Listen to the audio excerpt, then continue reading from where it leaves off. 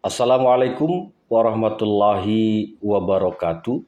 Selamat berjumpa kembali teman-teman semuanya. Pada hari ini saya akan membahas tentang apa penyebab daun cabai itu menjadi keriting. Teman-teman semuanya, sering kita dalam berbudidaya tanaman cabai ini lupa bahwa penyebab keriting ini ada beberapa penyebabnya. Sehingga nanti setelah terjadi daun keriting, baru kita berupaya untuk bisa menormalkannya kembali. Padahal seandainya kita tahu ilmunya, tentu kita akan melakukan pengendalian sebelum terjadi cabai keriting. Pada saat cabai keriting ini ada faktor-faktor eksternal dan internal. Eksternalnya itu bisa jadi dari nutrisi dan eksternalnya itu bisa jadi dari hama ataupun penyakit gitu kan. Dan internalnya itu bisa jadi dari kekurangan nutrisi. Teman-teman semuanya, untuk tanaman cabai, yang pertama yang bisa membuat cabai atau daun cabai ini keriting itu karena kelebihan atau kekurangan air. Kalau dia kelebihan air, tergenang, bedengannya atau medianya, itu bisa menyebabkan awal-awal keriting itu ditandai dengan busuk batang. Jadi ketika daerah batang dan perakaran ini sudah mulai busuk, maka di daun itu akan terjadi keriting. Nah, ini bisa kita lakukan pengendaliannya dengan terus membuat tanaman atau media tanam kita ini menjadi lembab. Diupayakan hanya lembab, tidak sampai tergenang atau bahkan over dari penyiraman atau pengairannya. Begitu juga di kekeringan. Jadi ketika tanaman cabai ini media tanamnya atau tanahnya, bedengannya ini terlalu kering, ini bisa menyebabkan dehidrasi pada tanaman cabai. Nah, tanda keriting daun pada cabai yang disebabkan oleh kekurangan air itu ditandai dengan keriting dan melengkung ke bawah berwarna kuning. Nah, ini pertanda bahwa cabai ini tidak perlu disemprot apa-apa, tidak perlu ditambahkan apa-apa, cukup dengan memberikan penyiraman yang pas, sehingga nanti bisa perlahan-lahan daunnya itu akan pulih kembali. Kalau penyebabnya dari dehidrasi atau kekurangan air. Jadi, kelebihan air juga tidak bagus, kekurangan air juga tidak bagus. Yang kedua, khusus untuk tanaman cabai yang masih muda, ini biasanya ketika terjadi pemanasan yang berlebih atau disinari matahari yang lebih, ini juga bisa menyebabkan tanaman cabai daunnya keriting. Ini khusus yang baru dipindah. Jadi masa-masa vegetatif itu sebaiknya kalau misalnya lahan ini penyinarannya lebih dari 8 jam, sebaiknya dikasih pelindung. Jadi sebaiknya dikasih pelindung sampai perakarannya kuat, nah baru pelindungnya kita hilangkan. Jadi khusus yang masih muda, penyebab keritingnya itu salah satunya dari sinar matahari yang lebih. Nah, idealnya untuk tanaman cabai muda itu penyinarannya cukup 8 jam. Jadi lebih dari 8 jam terkena sinar matahari, itu biasanya terganggu pada proses pertumbuhan, ditandai dengan keriting daun pada cabai muda. Yang ketiga biasanya juga disebabkan oleh nutrisi yang kurang. Jadi antara cabai yang daunnya keriting dengan cabai yang daunnya kuning itu dua hal yang berbeda. Kalau cabai daunnya kuning itu bisa jadi kekurangan magnesium dan sulfur.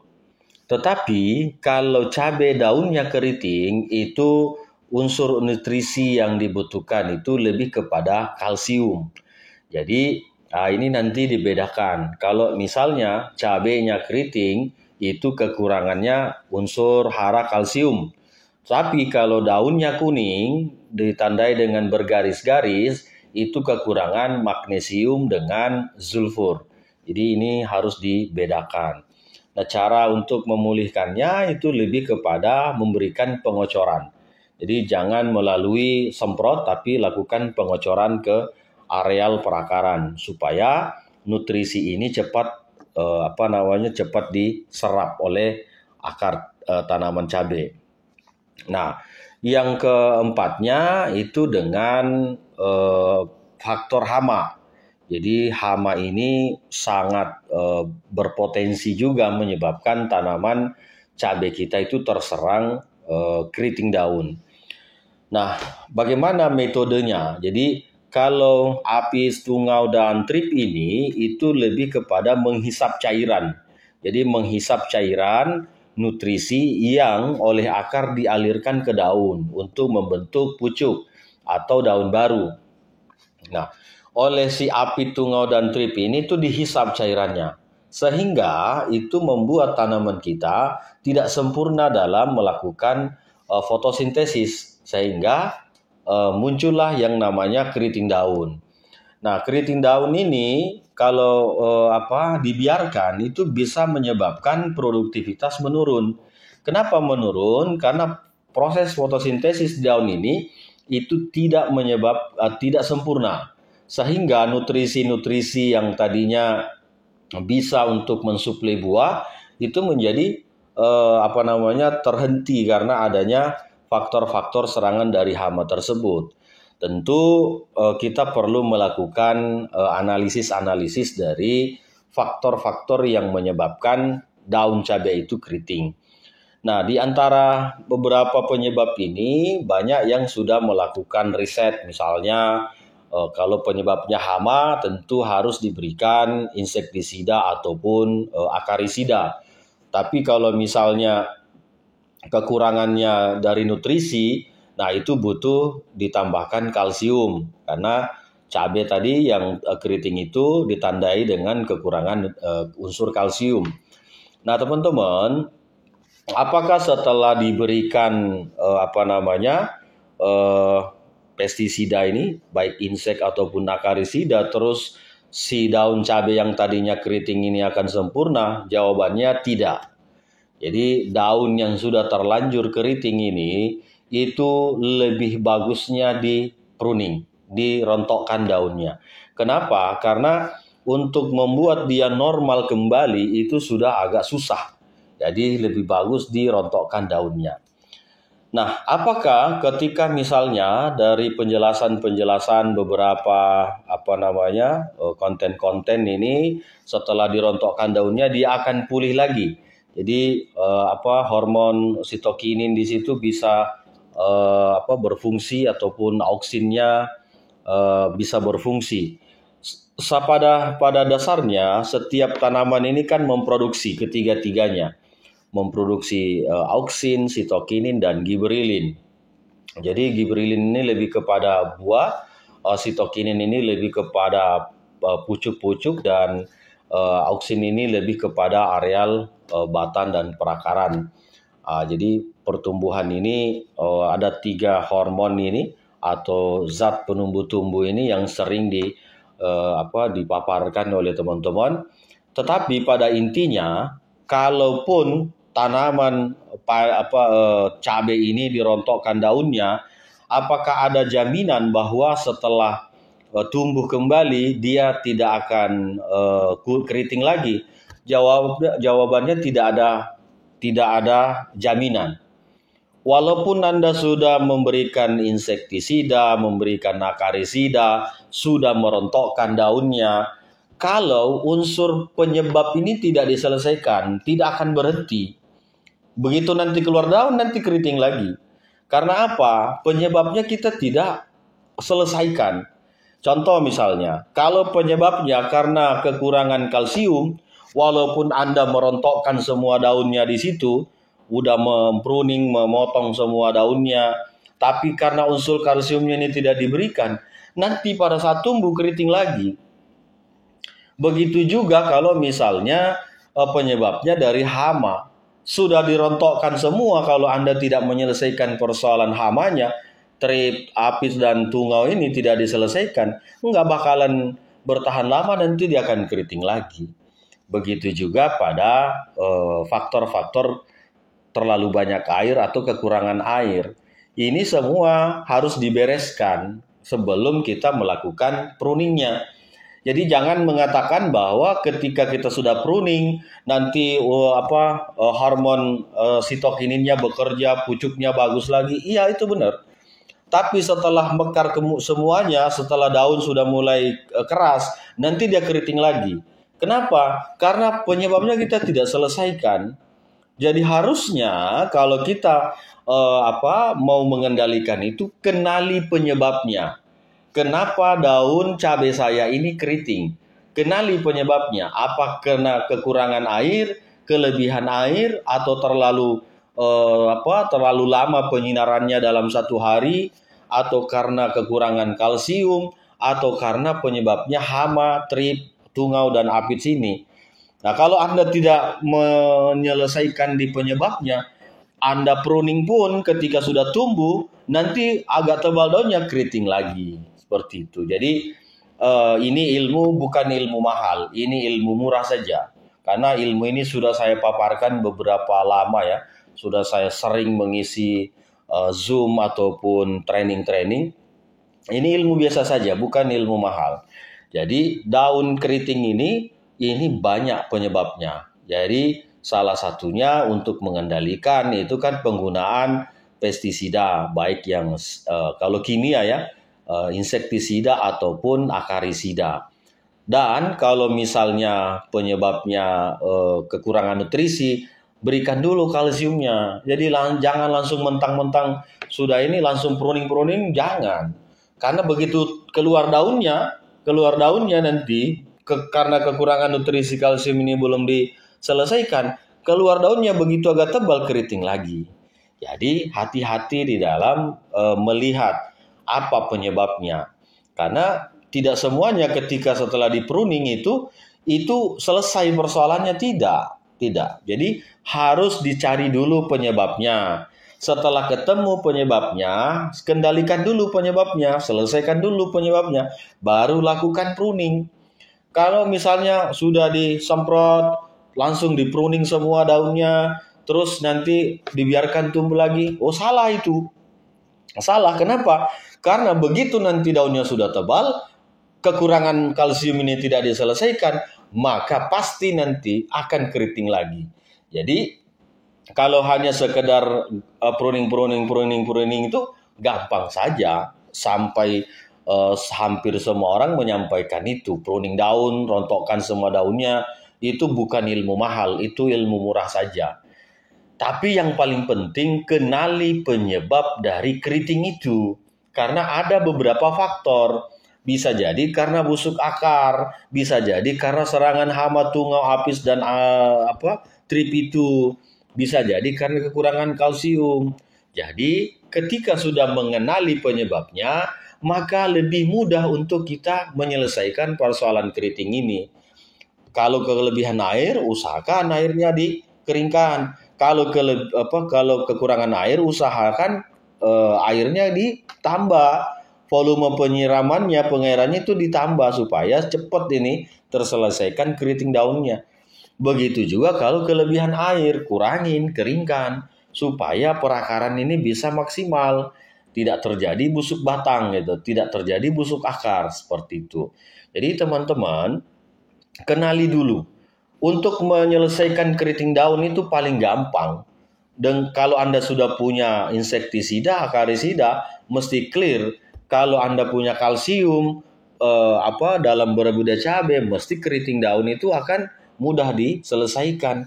Begitu juga ketika misalnya kekurangan air atau kelebihan air. Jadi unsur-unsur ini harus kita selesaikan dulu, baru kita lakukan pruning. Karena kalau pruning tok saja, mau dihabiskan semua daunnya, kalau penyebabnya kita tidak selesaikan, nanti begitu keluar daun muncul begitu lagi. Itu. Jadi jangan berharap bahwa setelah dilakukan pruning total, terus nanti begitu tumbuh daunnya akan normal terus. Enggak. Harus perhatikan penyebabnya.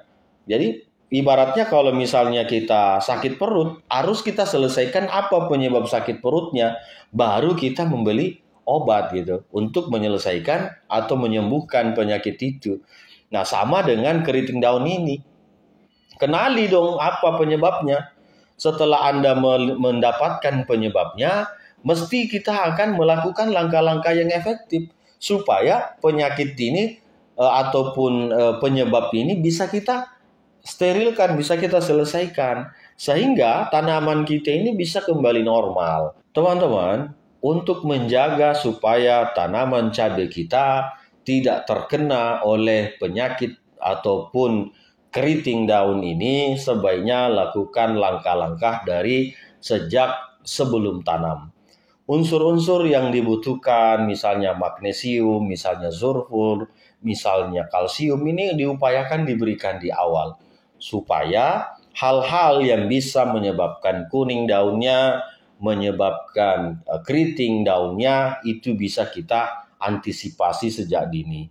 Sehingga jangan sampai keriting dulu daunnya, baru kita cari penyebabnya, baru kita cari nutrisinya. Sehingga pasti akan terjadi stagnan dalam beberapa hari untuk pemulihan.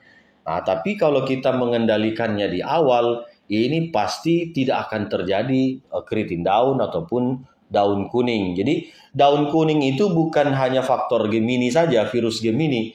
Itu bisa jadi kekurangan magnesium dengan sulfur. Jadi jangan berprasangka bahwa setelah daunnya kuning itu sudah pasti virus Gemini.